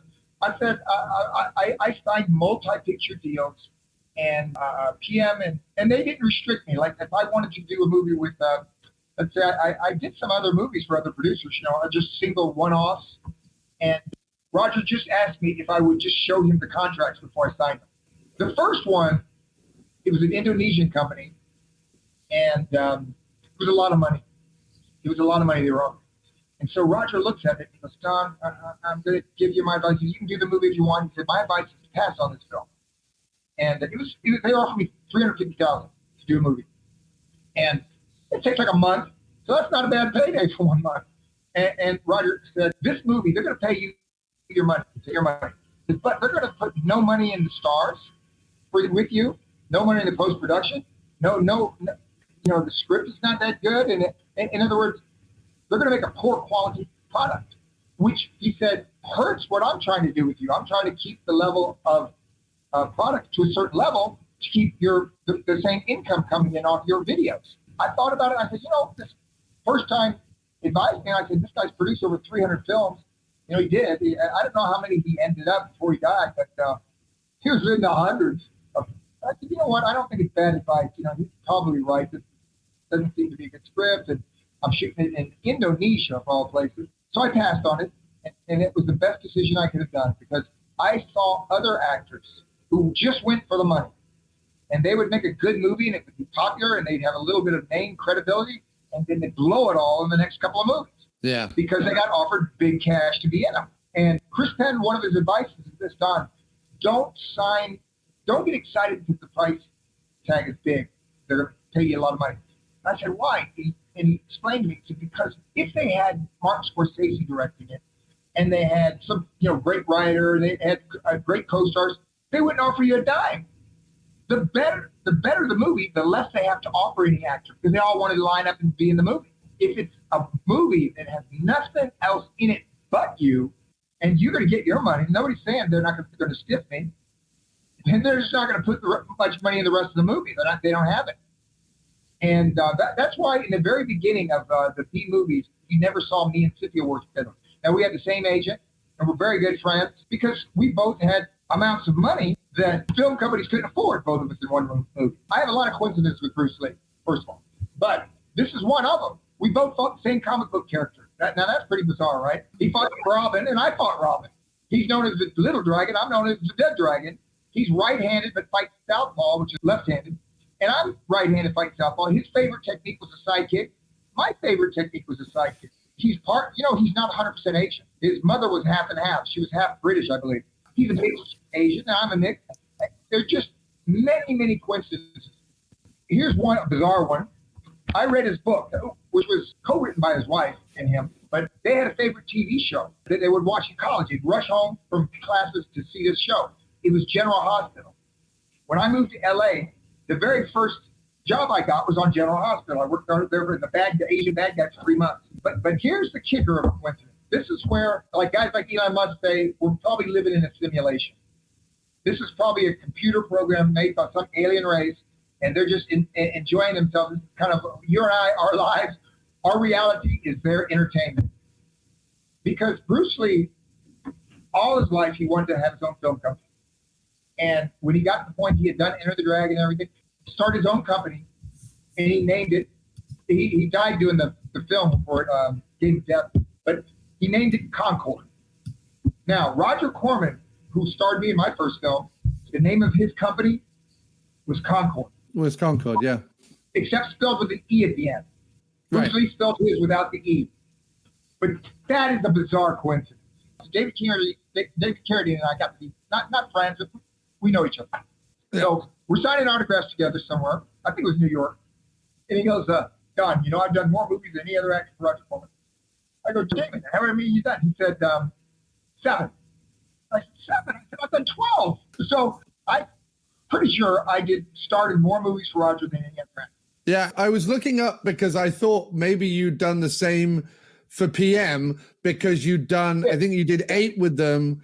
But then Gary Daniels, because Gary Daniels did a couple of very small bad guy parts in 2 or 3 before he got the lead in a PM. Gary Daniels ended up doing 12, but I think 3 of them or 4 of them are very early roles where he's he's in Ring of Fire for 5 minutes, I think. Yeah, he did a great job. Yeah. And I ended up casting him to be the bad guy in my next movie, which was Blood Fist 4, Die Trying. Yes. The bad guy. We had the big comeback fight, yes, because Gary had the great look. Yeah, and so Gary did more PM films than you, but you started as a lead. The first PM film you didn't have to come, you didn't do a bit part, you didn't want to. You were a lead straight away. So in Ring of Fire, you were saying earlier about how, as a producer, you got to kind of have a little insight into the character and the casting. Yeah. So talk about forming your chemistry with your leading lady then, Maria Ford, and bringing her into the movie. I had known her before. I knew her from Corman. She had already worked with Roger Corman. Matter of fact, we had done a movie together. She actually, she had a role, but she didn't have any dialogue. She was dancing, and the bad guy murders women, and he ends up murdering Maria Ford. So that was the real first movie, me and Maria. We didn't have scenes together. It's just what movie was that done? Future Kid. She's in that, and she gets killed. And I think she did a great job. She's what she was supposed to be, kind of a naive, young, attractive girl. The movie was a big success for them. As someone who had been used to being sort of the action star and now sort of having a little bit of romantic scenes to play and things, was there anything she taught you, having been an actor in those kind of scenes before? Did you do any acting courses? Was there other people that you spoke to or lent on to learn about chemistry and playing romantic parts and things like that? I took, believe it or not, acting classes when I first moved to LA. And that was 1985. Right. From 1985 to, I believe it was around 1990, I had been taking acting lessons and acting because in 88, I started real movies. I started in Bloodfist. We shot 88. By then, because I did take acting lessons. And not just one class. I took different. Acting can be compared to karate or martial arts because there's different styles. There's kung fu, there's karate, there's taekwondo, there's jiu-jitsu. There are many styles of martial arts. There's styles of acting. I learned that some instructors like to do things one way, and some. So I had gotten a little bit of experience over the years that I was out here. I started in 85. Like I said, I came out in 85 to be an actor. I guess I did Ring of Fire in 1990 probably. And I'll let you know this, Don. I'm not kidding you. We've had Cynthia on the podcast. We have Joe and Rick on the podcast. We've had Art on the podcast. We've had Jeff Speakman on the podcast. We had all sorts of people on the podcast so far. And every time I put an interview out, it doesn't matter who it is. It could be, as I say, it could be Cynthia, Jeff Speakman. It could be the lead of the movie. It could be the producer, whatever. Someone always says on Facebook, they're like, great, when are you going to interview Don Wilson? So what's amazing is that we've managed to do it. You and I have sort of been friends on and off on Facebook for years anyway. So I always sort of thought in the back of my mind, Don will probably do it again, which is great. And thank you so much. And I'm sorry it took it so long, but darn, we got it. We finally got it worked out though. Oh yeah, no, definitely. And thank you for persevering. My pleasure. And listen, there's no actor anywhere that can't use more publicity. Yeah, well, thank you so much for being the first guy to promote the PM Entertainment podcast. That helped me get it started. That meant so much to me, and it really means a lot that you did this interview, and thank you for your time today. So once Joseph and Rick formed PM, you obviously moved over there with them, and you made a number of their most popular titles for them, starting with the Don Wilson starring Ring of Fire. Can you talk to me about how that movie came about? Because it's sort of West Side Story with roundhouse kicks. Am I correct in that? Yeah. It's West Side Story, except instead of the dancers, when they kick, they hit somebody in the face. Right. So the way it came about was Joe called me in for a meeting, and he said, now this is in December, okay? Yeah. And he said, we want to shoot a movie in February, and it's going to be a kickboxing movie. We had never done a kickboxing movie, so this was going to be new, and we want you to direct it. But we want to do it in February. Can you do it? And I said, well, yeah, I'd love to. Can I see the script? And Joe said, yes, right after you write it. And So I was planning to go home to Chicago for the Christmas holidays. I called my brother and I said, rent every kickboxing movie you can find. We need to write a kickboxing script during the 2 weeks while I'm there. And I think rather than try to reinvent the wheel, we should just take something that we know already works. So let's do Romeo and Juliet with kickboxing. And so that's what we did. And I had never seen a kickboxing movie before this. So while I was back there, we wrote the script in December. We shot it in February and screened it in July. Fantastic. So it was a very fast process. Yeah. And Don Wilson had already made a couple of Bloodfist movies, obviously with Roger Corman. So I suppose he was pretty used to the sort of budgets and ideas that PM worked with. Could you talk about working with Don Wilson the first time you worked with him? Because you made several pictures with him in the end. What he brings to a movie, and if any of the sort of hacks that he used with Corman kind of made their way into the way you ended up making Ring of Fire. Well, first of all, he was great to work with. I mean, just so professional and just a great guy to work with. And yes, he had made the Blood Fist movies with Corman and they had done well. And that's exactly why PM wanted him. Right. And they signed him to a 3-picture deal, I believe. And I believe he felt after Ring of Fire that he was making better movies at PM than he was with Corman. Right. The one thing that I thought was funny that came from Corman was Corman put a stipulation in his contract that he had to be shirtless in, at least X number of scenes. Yes. And that carried over to PM. And it was really funny because there was always the discussion, all right, now how are we going to get Don's shirt off? Right. And you'll notice he'll get into fights with people and somehow Graz will grab him and rip his shirt off. Yes. You know. Why not indeed? Good for Don. And he physically changed his body because as a fighter, he was much leaner as a fighter, and so he kind of bulked up and became more ripped for the movies he was doing. So, and Don said that slowed him down. Right. It didn't help. It actually hindered to be bulked up. Yeah. And you have to make weight is another, so that's an issue too. Yeah, obviously Ring of Fire also contains a smallish role with Gary Daniels, who would obviously go on to get his own career, a leading man career with PM Entertainment.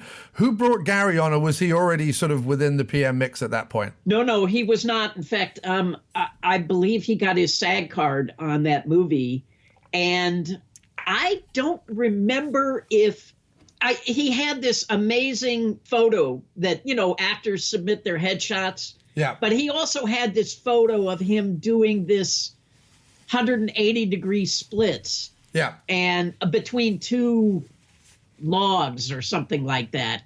And, he just had a great look. Maybe he came from Don. I don't really remember, but I just thought, wow, he's got a fantastic body. He's a great martial artist. He's a good-looking guy, He's sort of the British Van Damme in a way.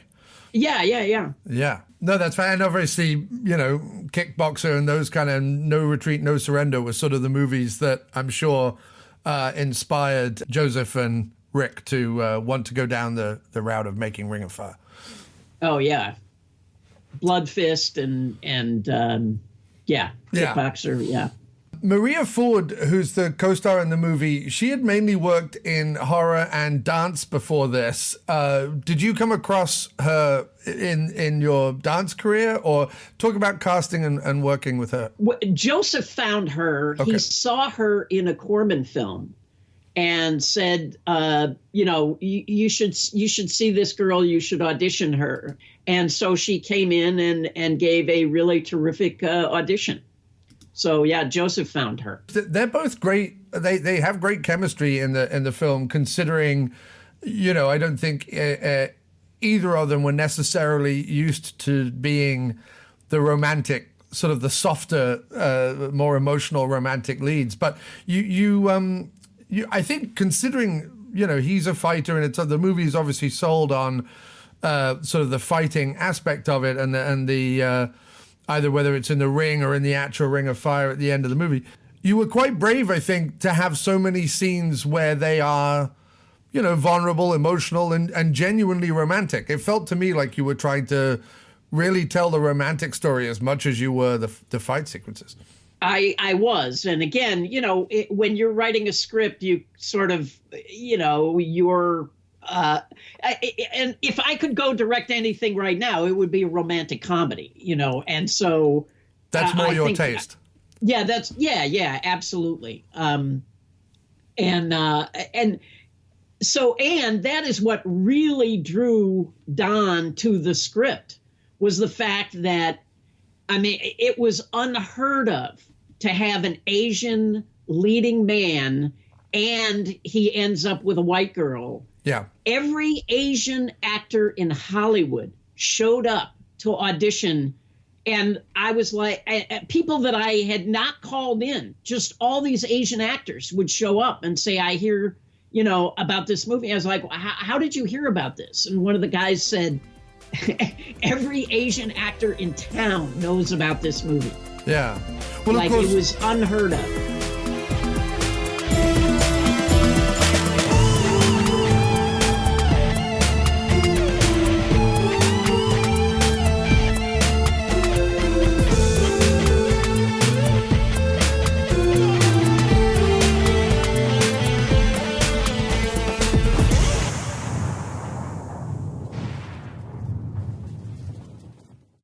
what do we think about the Masquerade Ball? What do we think about that?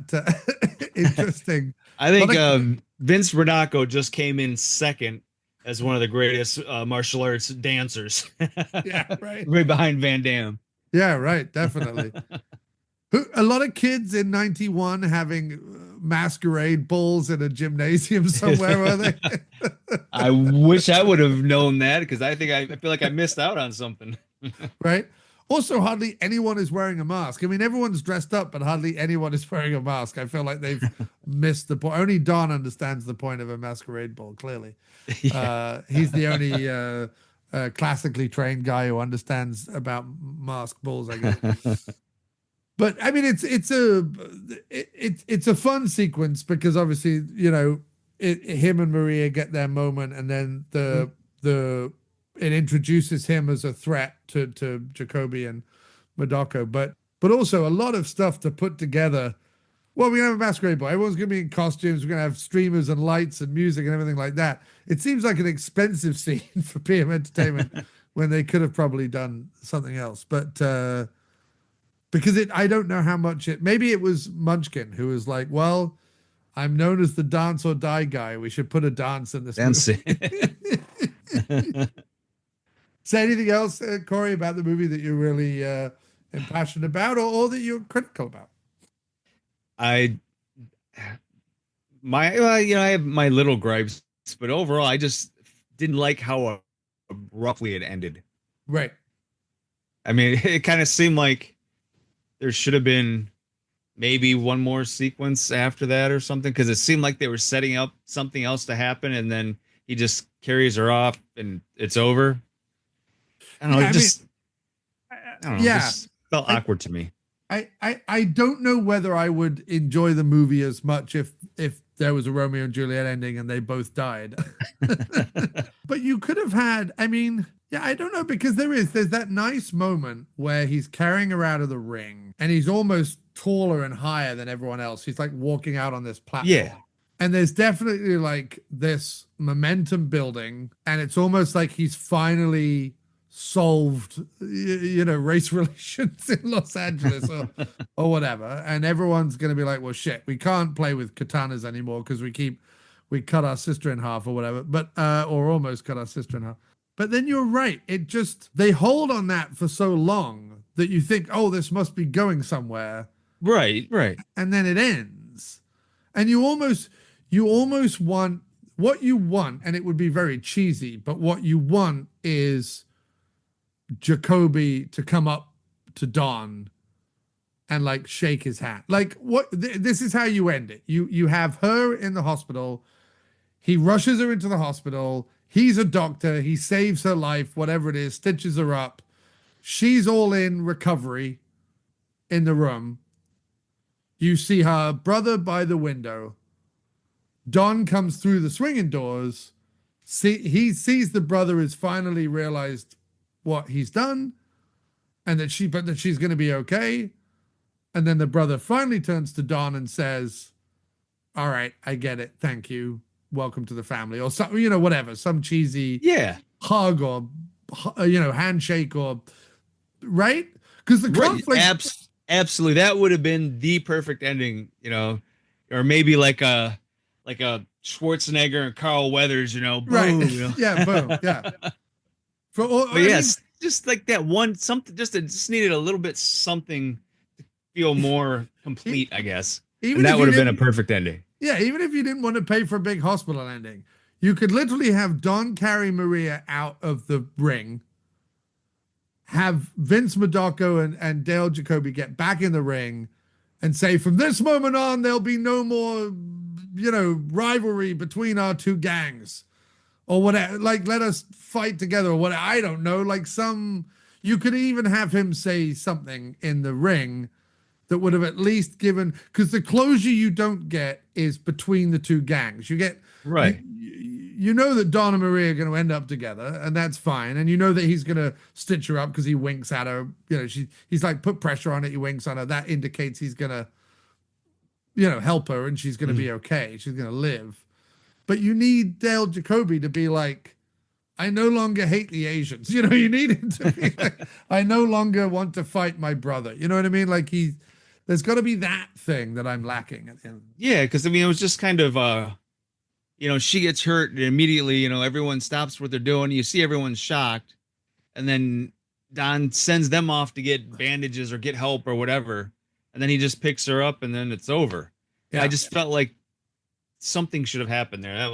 That's, I guess, my biggest gripe as far as the ending goes. Right. Because, at this point, yes, he beat him in a fight. But at this point, Jacoby has killed Don's brother and sliced the love of his life's stomach open. There's got to be a resolution there, and there is no resolution. Now, if the resolution happened in Ring of Fire 2, fine, but Ring of Fire 2 is a completely different story. That's true. That Maria Ford's still in, but does Jacoby come back in that one? Oh, I'm trying to remember. I know Ford's in it. I feel like he is. I know Eric Lee's in it. He is. Dale Jacoby is in it. So, and as is Vince Madocco. Okay, so I just watched these earlier in the year when the Blu-ray came out, and it's surprising to me that I don't remember. So I know she gets kidnapped and whatever, but yeah, I clearly need to go back and watch the second one as well. It's a great franchise for PM. I would have absolutely. I would have definitely watched a fourth and a fifth and a sixth, like no problem. I agree. He was kicking out blood fists over at Roger Corman like there was no tomorrow. So it's true. But obviously, some of the stuff that Don does then is like Magic Kid and a couple of the other kind of family ones, right? And then Cybertracker 1 and 2, which we'll have to cover at some point. Yeah, those are good movies too. I actually really like those. Yeah, really good, really good. So, okay, then in terms of grading this, where do you grade it out of 5 and within sort of PM films? Where does it fall for you within PM entertainment films? I would have to say it's kind of, if we're going overall PM, it's kind of mid-level PM. I like it. It's maybe a little bit above mid-level, I'd go. Because it's definitely not my favorite Don Wilson PM film, but it's definitely far better than a lot of some of the lower tiered action movies or the Bikini Summer movies, or kind of like the oddball PM stuff. Right. So I'd probably put it maybe top 25-ish, top 30-ish, something like that. Yeah. And I would agree with you. I give it a what I would call a generous 3 out of 5. I call it a generous 3 out of 5 because definitely a 3 out of 5. Yeah. It's probably a 2.5 out of 5 if I'm being very strict, but there is something that you're right. There's something charming about it. There's something that wins me over in it. There's enough Eric Lee brilliance. There's enough Dale Jacoby douchebaggery. There's enough, there's the funeral scene. There's like enough in it that just gives it that extra half. So it's a good 3 out of 5 in terms of where it falls in my PM films. I would say, top 30, somewhere in the top 30 probably makes sense. Top 30, top 35, maybe. And considering they made, almost 100 movies, that's still in the top third of their output that I've seen so far. I've watched about 55. I've watched about half their movies or whatever. So, that's where I'm kind of teetering, right about the halfway point. Is there a way to rank it, do you think, within Don Wilson movies? Ooh, there's so many Don Wilson movies, but right. He did 70 something, I think. Yeah. I would even put it in a similar place position Yeah. as far as Don Wilson. Maybe top 25 somewhere in there. I also think we lost, by him being so identified as an action star, rightly so. I mean, that's Oh yeah. the world he comes out of, and that's what I do enjoy watching him do. I do think we also lost, and I think this is always the short-sightedness of Hollywood, because they always just want to put people in a box and keep them in a box. But you're right, he's so charming and so able to handle some of the more playful scenes, almost better than Maria Ford does to some extent. Mm-hmm. That give him 3 or 4 more either romantic leads or comedic leads or whatever. I could see Don having a little bit of that in the way that Schwarzenegger did. Like Schwarzenegger could do comedy and action. Definitely. Stallone in his early days was very able to do drama and emotion as well as the action. Stallone goes more towards the action at a certain point, and his comedic movies don't hit. But like these guys have the chops, I think, and it's a little sad that we don't get to see more Don Wilson movies where he's a little bit more of the charismatic, right, romantic lead. Because while I know he's a badass and I love his action and fight scenes, his heroic acting or his, badass acting is almost not as strong as his playful romantic acting to some extent. Yeah, I agree with that. I would have liked to see more of that. Oh, for sure. Me too.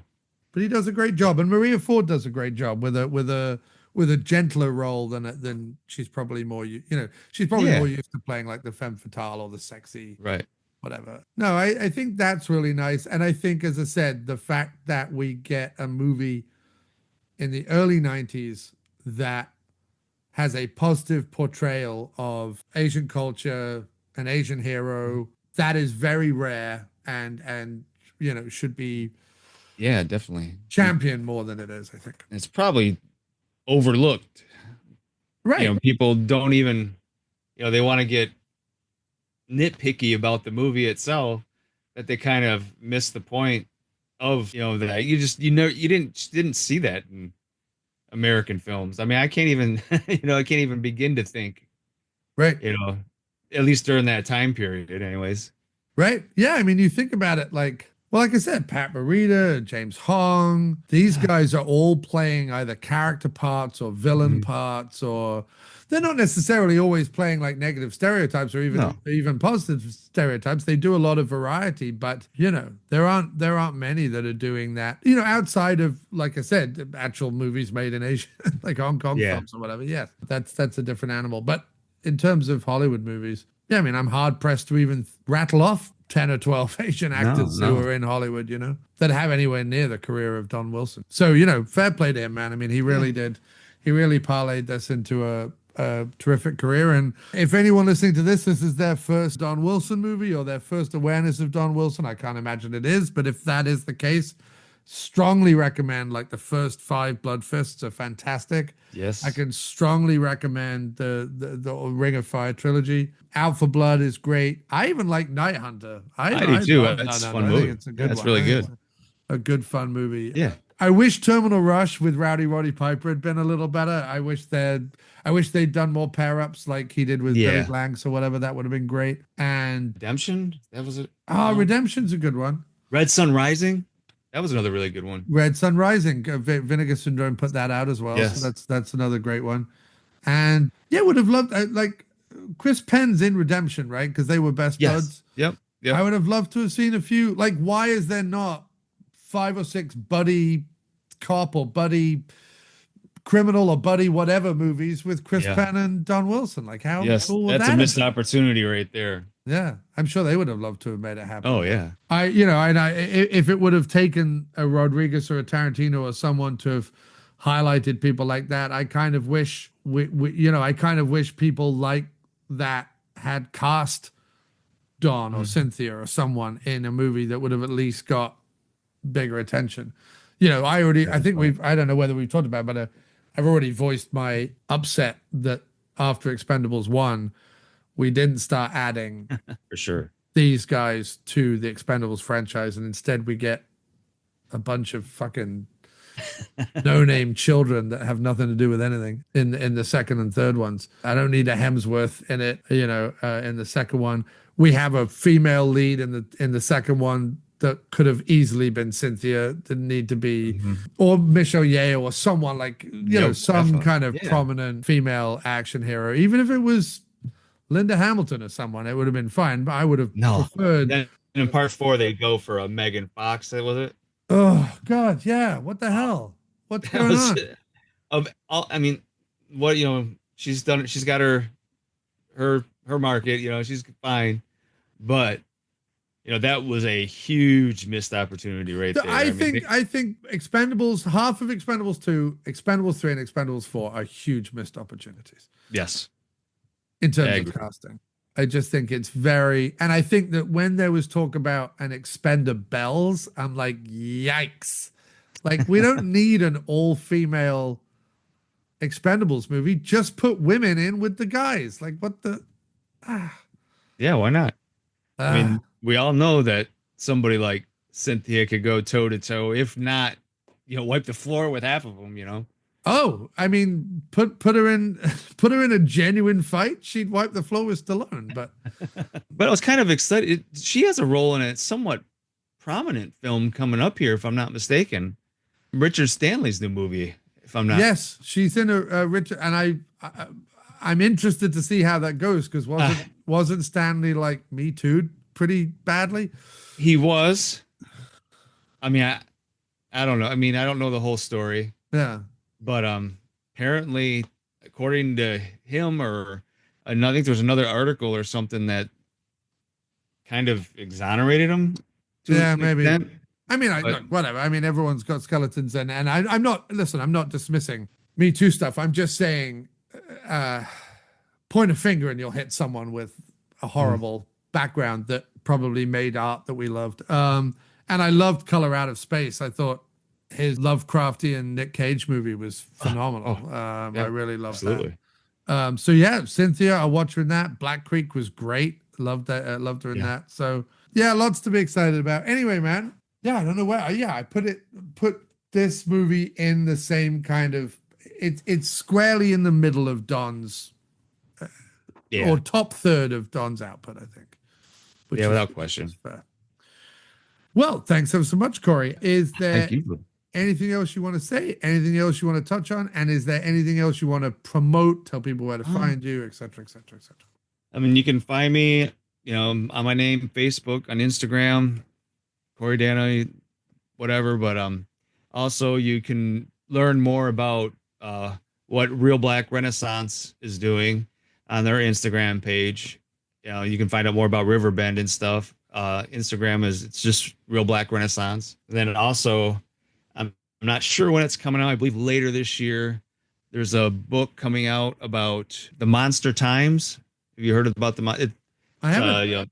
Old. I know about Monster Times, but I didn't know that there was a new 70s zine or whatever. There's a book that's kind of taking a look back at what they'd accomplished and everything, and I contributed a couple little pieces, and I did an interview with Daniel Roebuck for the book. Oh, nice. So yeah, that'll be out sometime later this year. How did you not just sit there and ask Daniel Roebuck about dudes for like 45 minutes? The only reason is because I had previously. Oh, you had? Okay. Dan and I must have interviewed Dan at least 10 to 11 times at this point. Yeah. So we know each other relatively well. And the very first time I interviewed him, dudes was a main part of our conversation. And he actually asked me to send him, because I told him I had the dude's soundtrack on vinyl. Yeah. And he asked me to send it to him. And he said he signed it for me. So I did. I sent it to him. Didn't hear anything from him for 6 months. And then I get a text that says, "Good things come to those who wait." And he sends me a picture. And it's him, John Cryer, Catherine Mary Stewart, all holding up my record, and they all had signed it. Oh, man, that's badass. One of the coolest things, somebody, I guess, celebrity had ever done for me. And he's always been super nice like that. So yeah, I was honored he would talk with me again for this this book, and he's like a huge monster kid. He's a huge fan of. He was for weeks leading up to the interview, he was sending me pictures of all of his old issues of Monster Time. So it'll be a good read when it comes out. Oh, nice, excellent. And your book From Vietnam to Van Damme just got a German translation, right? It was just released. Yes, in it Germany. did. Yeah, that was I was kind of taken aback when it was shared by Uwe Boll on all of his social media. I wasn't expecting that. Yeah, that's And fantastic. say what you will about his films or whatever, but I have a soft spot for that guy. Oh yeah, I listen. Everyone always. I'm a big Statham fan, and people will always say that his Uwe Boll movie is the worst movie ever made. And I'm like, have you actually watched it? It's a ton of fun. It's mad as balls, and I just enjoy it. I just think it's great. Like, people put this stuff down, but I'm like, this is just fun, silly, insane filmmaking that you would have that cast. I mean, Burt Reynolds is in that movie, for God's sake. Yeah, I mean, and you got to admire a guy who he made the movies that he wanted to make. Yeah. You don't like it? Fuck you. Yeah, that was his whole attitude. And listen, I mean, too many people want to. I love it when I see people go, "This was the worst movie I've ever seen." I'm like, you have not watched enough movies. It's true, very true. You've genuinely not watched enough movies. The same kind of people who will then exalt Zack Snyder's work. Anyway, my pet peeve is Zack Snyder. But anyway, you should get your German book or version of a German book, or let Claudio Ulrich at Focus Media know that the book has been released in Germany, because he can finally read it. I mean, I'm sure he'd be. I'll have to do that, because actually, I helped. Great audience for it. I helped put Claudio in touch with Rick. Nice. So they did it. They told me they finally did his interview with him. Yeah, I've got to edit all my interviews. I have so many interviews. I got to edit them all together, because Claudio wants all those versions of those things as well. I don't know what disc he'll put them on, but I've got to edit them all together, because at the moment I just pull out the pieces I want, stick it in the podcast, and move on. But I guess he wants me to spend hours editing the whole thing. So I'll do that. I'll do that for him, because he's been very kind and got me in touch with some people. I wouldn't have got Jeff Speakman on the show without him. So, and Kathleen Kinmont, I think I got hold of through him as well. And I've put him in touch with people as well. I've put him in touch with a few people as well. So cool. It's all good, man. The PM Entertainment crowd seem like good people. So it does, definitely. All right, man. Well, look, thanks ever so much again for being on the show. We'll definitely have you back to talk more, whatever you want. Don, Tracer Lords, whatever you want at any point. And best of luck with all your endeavors. Sir. Thank you. And whenever you're ready, I'm ready. So much fun. Appreciate it. You are now leaving the PM Entertainment podcast.